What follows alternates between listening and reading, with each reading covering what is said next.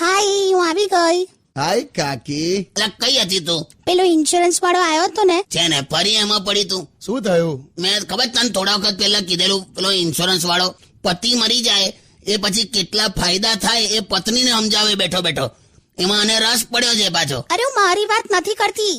પેલા મુકુંદ દાદા ખરા ને, એમને કોઈક ઇન્સ્યોરન્સ વાળો ભટકાયેલો. 88 વર્ષે મુકુંદ દાદાને ઇન્સ્યોરન્સ માં પડ્યા એમ? તે હું ના જ પાડવા ગઈ હતી. એમને કે ખોટું છેલ્લું ચોમાસું છે એમનું, શાંતિથી પલળીને કાઢી નાખે. એવું ના બોલાય. હવે એ તો પેલા ઇન્સ્યોરન્સ વાળા એવું કીધું કે 10 વર્ષમાં ડબલ થઈ જશે તમારા પૈસા. એટલે એમના માટે 10 વર્ષ કોને કીધા તને ખબર પડે? 88 નો થયો અત્યારે, ગમે ત્યારે ઉપડી જશે એવી પરિસ્થિતિમાં છે. એટલે ક્યારેક કેળા પણ કાચા નથી લેતો. બસ હવે છોડો ને. લા એક ગ્લાસ પાણી લાય ત્યાંથી. કેમ તરસ લાગી છે? ના, ગળામાં કશે લીકેજ છે કે નહીં એ ચેક કરવું છે. હટ. હટ.